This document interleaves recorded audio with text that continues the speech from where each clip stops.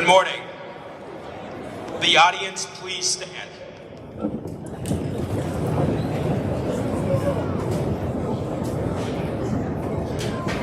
Color guard, prepare to advance the colors.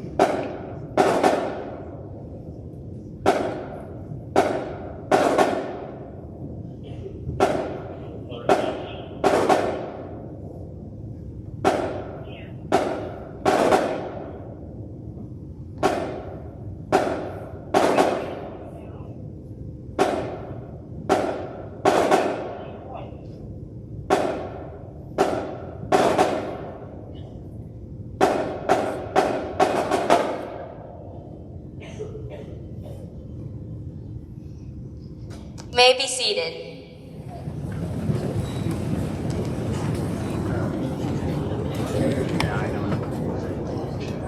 Good morning.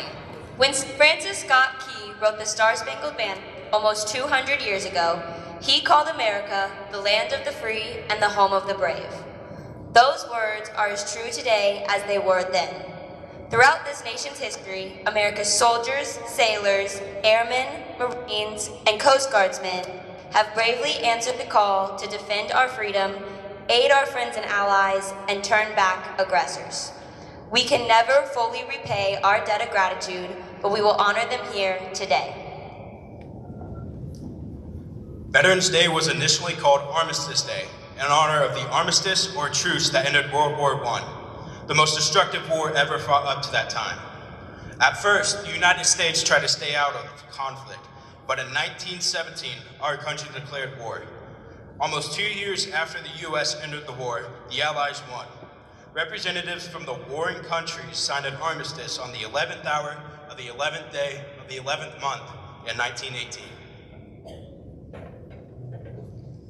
Tomorrow, over a century later, on the 11th day of the 11th month, we continue to honor the brave men and women who have served or are currently serving in one of the 5 different branches of the United States Armed Forces.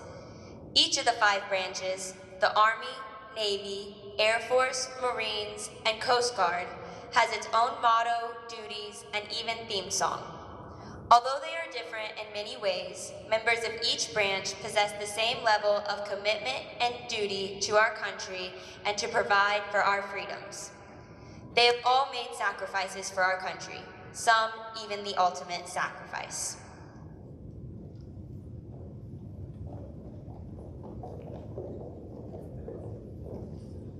The largest and the senior branch of the U.S. military is the Army. The Army performs land-based military operations in an attempt to preserve peace and security. The mission of the U.S. Army is to fight and win our nation's wars by providing prompt, sustained land dominance across the full range of military operations and the spectrum of conflict in support of combatant commanders. The United States Navy is a seaborne branch of the military.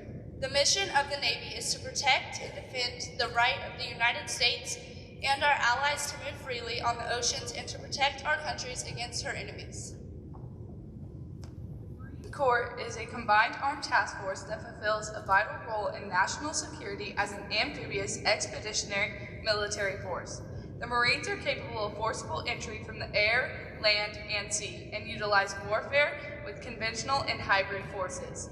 While the Marine Corps does not employ unique combat arms as a force, it can rapidly deploy a combined arms task force to almost anywhere in the world within days. The Coast Guard is a maritime, military, multi-mission service unique among the U.S. military branches for having maritime law enforcement missions and federal regulatory missions. The Coast Guard operates under the U.S. Department of Homeland Security during peacetime and can be transferred to the U.S. Department of the Navy by the U.S. President at any time, or by the U.S. Congress during times of war. This has happened twice, in 1917 during World War I, and 1941 during World War II. The Coast Guard has roles in maritime homeland security, maritime law enforcement, search and rescue, and marine environmental protection. The United States Air Force is the aerial warfare service branch of the armed forces and is the most recent branch of the U.S. military to be formed. The United States Air Force is the world's largest and one of the world's most technological advanced air forces. These brave men and women provide air support for surface forces and an aid in the recovery of troops in the field. The stated mission of the Air Force today is to fly, fight, and win in air, space, and cyberspace. The SVHS Band will now honor the veterans of these 5 branches with a song entitled Marches of the Armed Forces. Veterans, we ask you that you stand for recognition when you hear the song representing your branch.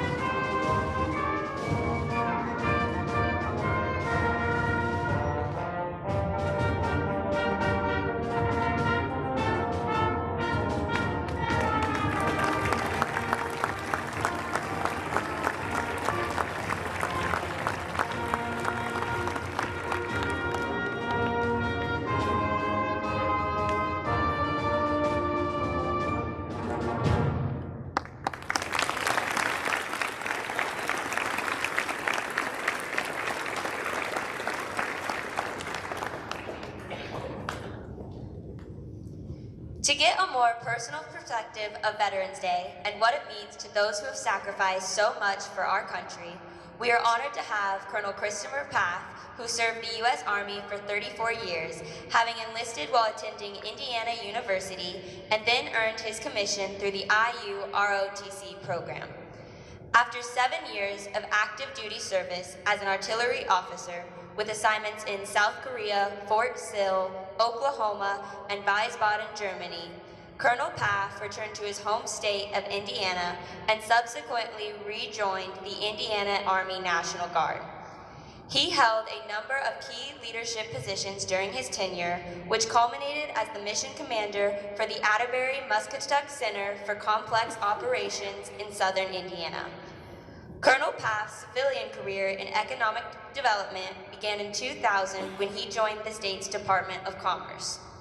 And he has worked to improve our state and regional economies for more than 20 years in state, local, and university roles. He is currently the CEO of Knox County, Indiana Economic Development, which he was selected to lead in 2020. Colonel Path holds a Bachelor of Arts degree from Indiana University Bloomington and a Master of Public Administration from IUPUI. He is also a graduate of the Economic Development Institute at Oklahoma University. Colonel Path is married to the Honorable Tanya Path, Indiana State Representative, District 43, and they currently reside in Terre Haute, Indiana.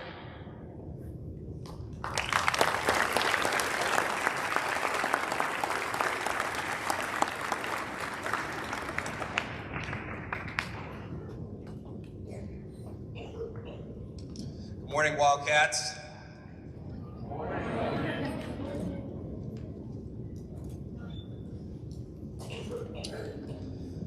When I was 15, we were very poor. I was barely an average student and certainly didn't have a plan for what I wanted to be or do after high school. Statistically, I was someone who wasn't expected to achieve much. Neither of my older brothers finished high school. No one in my extended family had ever gone to college. Let's just say expectations of me were pretty low. Today, I am far from poor. I've earned a master's degree in public administration. I achieved the rank of colonel in the U.S. Army. I have lived on 3 continents, and after serving our nation for 34 years, I'm now the CEO of a development company. I don't tell you these things to brag. I don't care much for people who do. I tell you this because the decisions I made led me to this point. Choices are very powerful, and you are completely in charge of the choices you make. We all make hundreds of decisions every day, and those decisions become habits, and habits determine who we become. Today is about honoring veterans and why it's important to do so.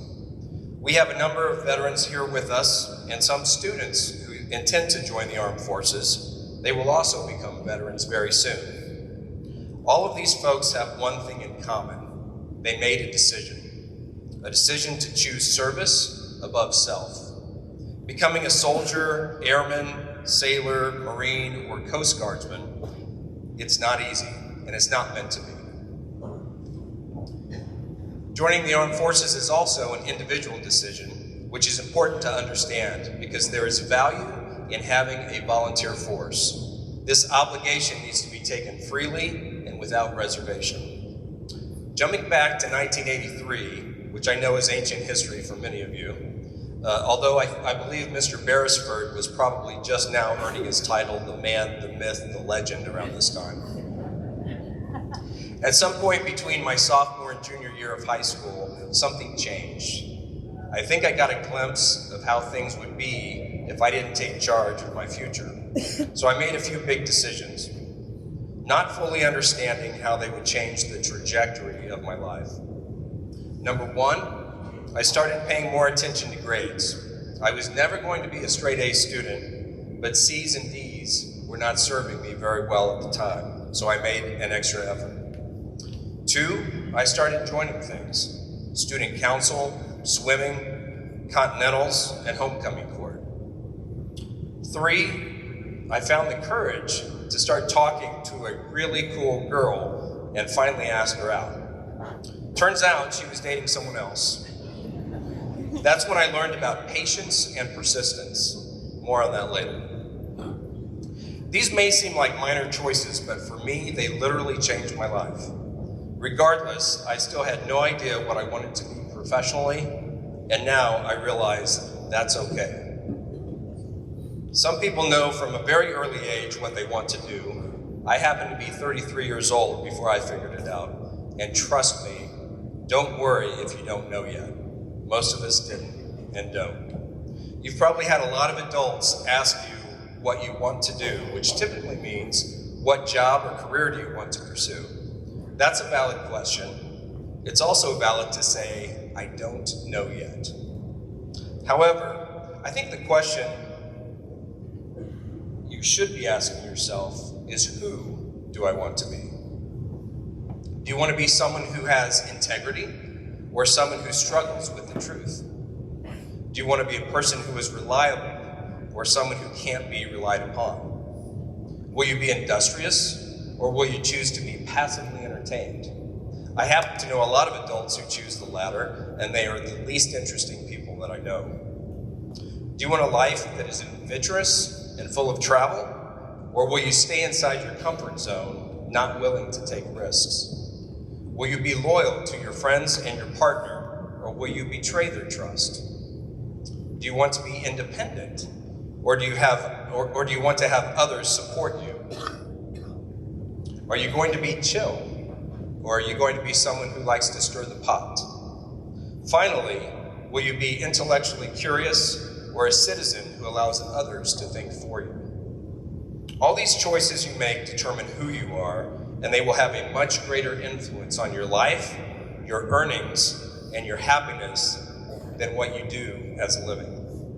I believe if you choose wisely about who you are, you will be successful regardless of what you do for a living. In closing, I want to share with you 3 significant decisions that had the biggest impact on me and my family, and all 3 were made very early in life. When I was 17 years old, I applied to Indiana University, Bloomington to earn a bachelor's degree. For a kid who wasn't very academic, that was a challenge, and it required more time and effort than I anticipated, but I did it. When I was 18, I decided to join the Army and become an officer. The ROTC program at IU introduced me to what has become a lifelong study of leadership and service. I was commissioned second lieutenant in May of 1988 at the age of 20, the youngest cadet in my class. At 25, I asked my wife to marry me. Remember that girl I liked in high school? She finally realized I had some ambition, and she said yes. I think we were both surprised. Last month, we celebrated our 29th wedding anniversary. Choices are powerful. Both the minor habits we adopt, such as studying or being fit, and the big decisions we make, like joining the service or marrying the right person. And just because the Army was one of the best decisions I ever made, please understand it is not for everyone. I didn't come to recruit, just to share a story about one young man who found his path through service. I hope this Veterans Day, as we honor and recognize those who made a big decision to support and defend our Constitution, you will think about their choice to give of their time, their effort, and well-being to defend and protect us all. Thank you for having me. God bless.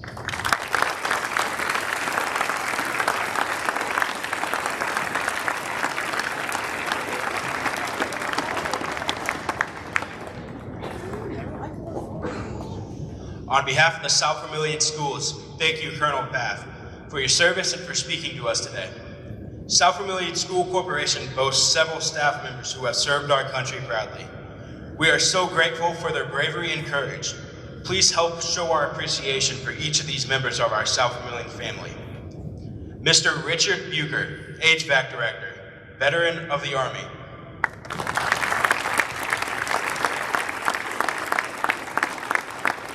Mrs. Sarah Shannon, SVHS Registrar, veteran of the Air National Guard.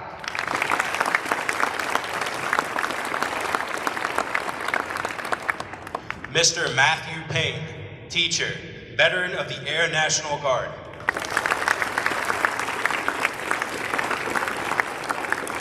Mr. Richard Beresford, substitute teacher, veteran of the Army.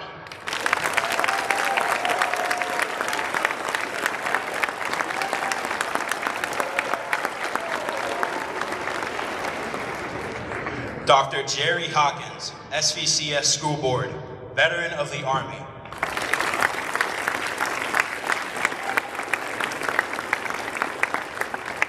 Mr. Dan Trebizio, SVMS teaching aide, veteran of the Navy.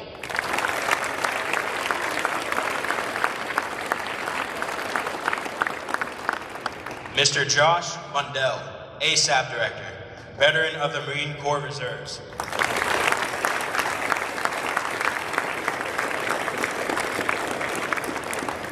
The SVHS Choir will now perform To Those Who Serve.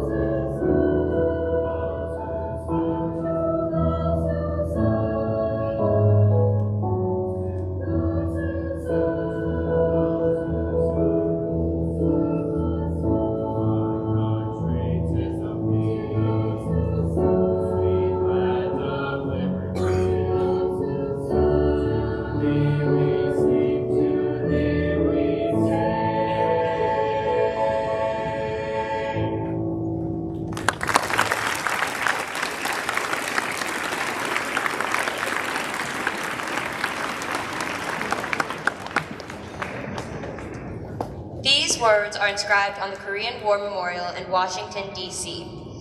Our nation honors her sons and daughters who answered the call to defend a country they never knew and a people they never met.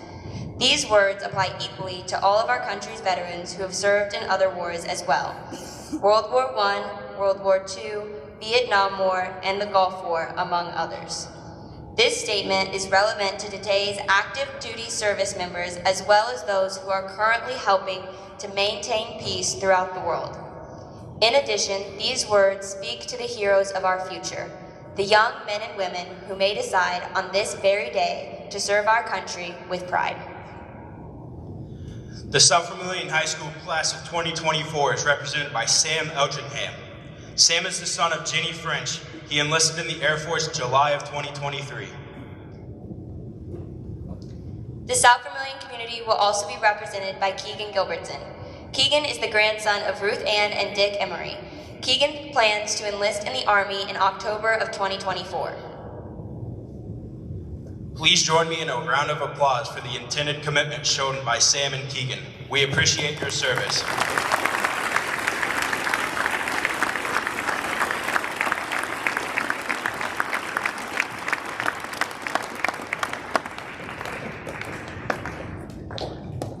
We would like to also offer a tribute to the group which has not yet been mentioned, but should be just as recognized here today. American servicemen and women who have been taken prisoners of war and those who are missing in action. This table, which is on prominent display at South Vermilion High School, is our way to remember these heroes, too often unsung. The table before us honors the men and women who gave the ultimate sacrifice in America's armed forces. The table is round to show our everlasting devotion and concern for our fallen and missing comrades. The cloth is white, symbolizing the purity of their motives when answering the call of duty. The single red rose displayed in a vase reminds us of the life and the blood that was shed. It reminds us of their loved ones and the friends who have kept faith and await answers. The vase is tied with a red ribbon, a symbol of our commitment and a continued determination to account for our missing. A slice of lemon is on the plate to remind us of the bitter fate of those captured and missing in a foreign land. The salt is to remind us of the tears endured by those missing and their families who still seek answers. The black napkin is a reminder of the isolation, deprivation, and cruel fate of our missing. The Bible represents the strength gained through faith to sustain those lost from our country, founded as one nation under God. The glass is inverted to symbolize their inability to share this day with us. The chair is empty and will remain so until they are returned or are accounted for. May we remember this message. You are not forgotten so long as there is one left in whom your memory remains. Please rise as Jagger Robinson plays taps in honor of the men and women who have yet to make it home.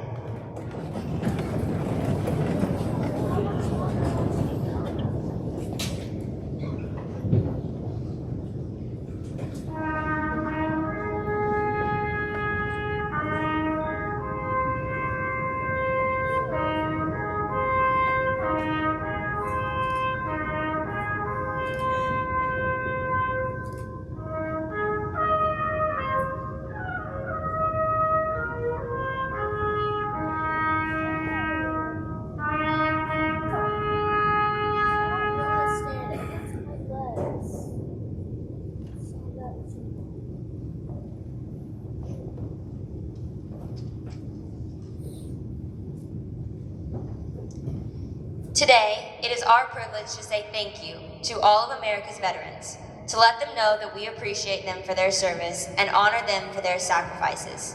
The price of freedom is high.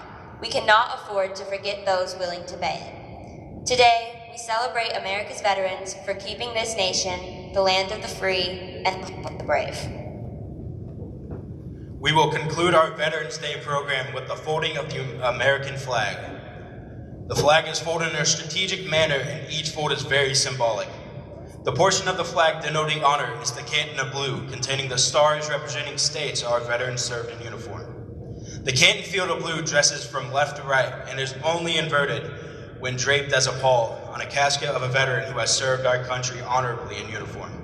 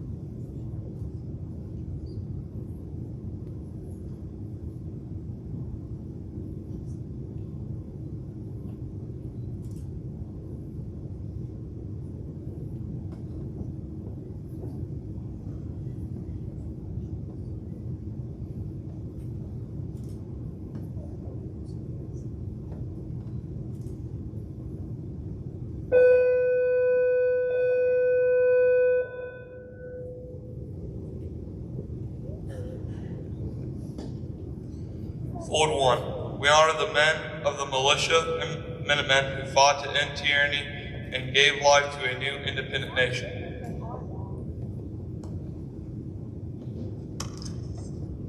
Fold 2. We honor the men who fought at Fort McHenry in the War of 1812 as they struggled to maintain independence and are forever immortalized in our Star-Spangled Banner.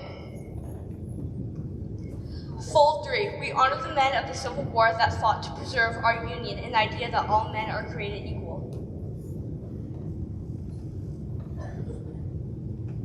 Fold 4. We honor the men who braved the trenches of the First World War and worked to fight back the spread of an oppressive government. Fold 5. We honor the men of the Second World War who became the force to challenge fascism and instead bring liberation. Fold 6. We honor the men who set foot on the Korean Peninsula to contain the spread of communism and protect alliances. Fold 7. We honor the men who braved the jungles of Vietnam, who belatedly found respect with a wall of heroes to commemorate their sacrifice. Fold 8. We honor the men of the Persian Gulf War who broke the sands of the Arabian Peninsula to stop the spread of authoritarian power. Fold 9. We honor the men and women of a new generation who have fought in extreme terrain of Iraq and Afghanistan. We honor their continued sacrifice in hopes that equality, democracy, and peace would one day be had. Fold 10. We honor the parents, spouses, and children of those who serve. Few words can describe their commitment and honor of a military family. We thank you for the support you give to those in service. Fold 11. We honor the medics and chaplains who offered comfort and healing when suffering was too common. Fold 12. We honor the pilots who harness innovation to provide coverage from the skies, pursue the enemy, and lead the armed forces into a new technological age.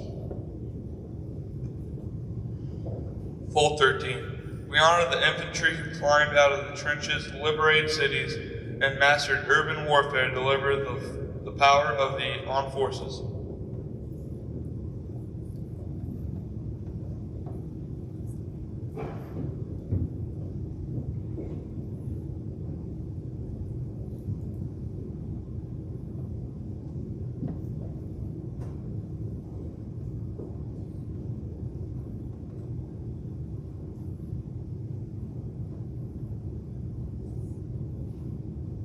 South Vermilion would like to honor the men and women of all branches, retired and active, living and past, for their honorable service given to a nation forever in their debt.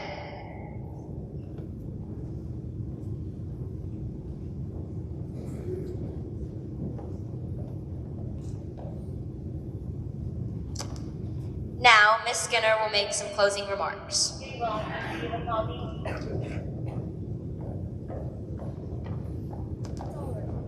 Thank you. You may be seated for just a few moments here.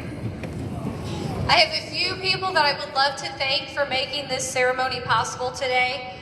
Hannah and Juan Montañez, as well as Joni McLean, and all of the members of the middle school and high school student council who have put this program together. Mr. Rosich and the middle school and high school band, as well as Ms. Ellis and the middle school and high school choir, who have done a beautiful job today singing and playing. Ms. West, Vicki West, who is our instructor for the color guard, and all of the members of the color guard. I would like to thank Ms. Mesh and the custodial staff for the amazing breakfast that all of our guests had the opportunity to enjoy before our ceremony. A thank you to Greg and Molly Barrett and Molly and Mose for the donation of coffee. We do here at South Vermilion High School boast the hardest working custodial staff that you will find in the state of Indiana, so a huge shout out to them for all of their help in putting this together on a short time frame this morning. And as well as Mrs. Chrisman for some graphic arts help and signage. Most importantly, probably, our veterans who are here today, thank you for all of your service. I do want to give a huge shout out to our amazing student body. Thank you so much for honoring our veterans today with the sacredness and the respect that you showed. You guys were an awesome audience, so thank you very much. Again, just thank you to all of the guests who came today to help make our day special. We are always so eager to welcome in family and community and open up our Wildcat home to everyone. Specifically, one more group of people that I would like to take just a moment who hasn't really been mentioned here yet today are the family members of those who have served. For you too pay a price and have made sacrifice. And I know a lot of students have had people in their family who have served who were not able to sit down on the floor today because your guest was not able to join us. So if you have someone in your family who has served or is currently serving, please stand. Students, staff, anyone? You too have made sacrifices, so thank you.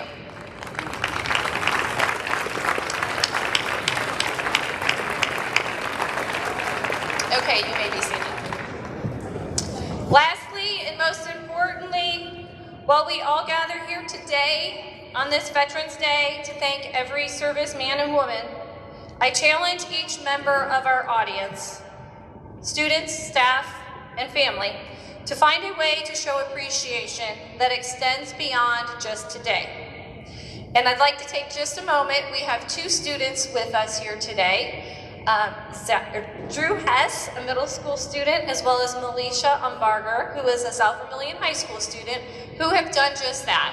They spend their time working with the World War II Ernie Pyle Museum, helping to educate others. So I challenge each person to find a way, if it is a simple thank you, or go out of your way to help people honor and respect those who have served. Melisha is actually leaving school early today to compete in the Indiana State Festival pageant, where she will dress in World War II era attire and pay tribute to those who have served. So the best of luck to her as she competes. While only one day of the year is dedicated solely to honoring our veterans, we must never forget the sacrifices that you have all made to defend our country and protect our freedoms. Every waving flag, hand-covered heart, and deeply felt prayer, asking to bless America on this day and every other day, is a declaration of thanks to all who have served. You have shown us by example what it truly means to belong to the land of the free and the home of the brave. Thank you.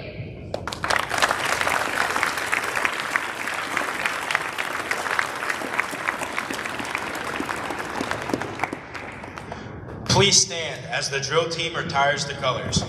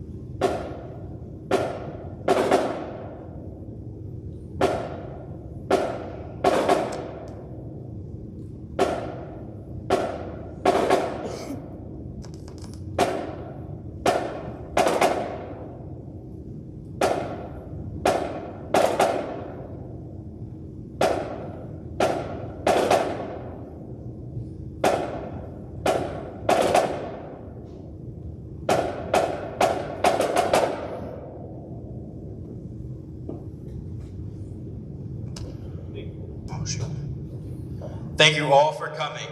This concludes our ceremony.